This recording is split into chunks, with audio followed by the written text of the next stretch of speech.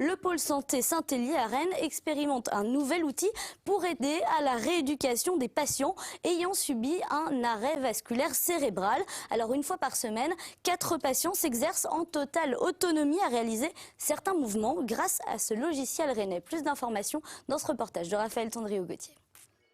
Lever le bras, articuler les jambes ou encore porter des objets. Pour certains, ces gestes du quotidien peuvent paraître simples. Mais pour Martine, 63 ans, c'est bien plus compliqué. En 2011, elle est victime d'un arrêt vasculaire cérébral. Son bras gauche et sa jambe restent paralysés. Cela fait 8 séances qu'elle s'entraîne sur une application confectionnée par la société BIM. L'outil permet de travailler les différentes parties de son corps tout en jouant. Et les progrès se font déjà sentir.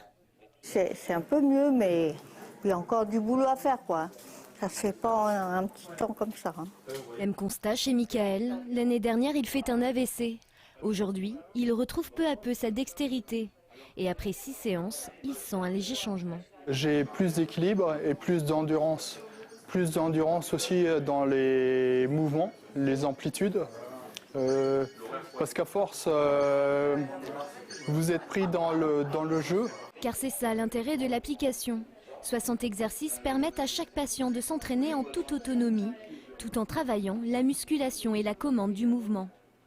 Ce qu'on a mis en place, c'est à destination des patients neurologiques, mais on imagine aussi que ça pourra recruter le muscle chez des patients en orthopédie, chez des patients lombalgiques par exemple, ou chez des patients amputés. L'idée, c'est vraiment de cibler le muscle comme un acteur important du mouvement et de le stimuler au maximum de ses possibilités.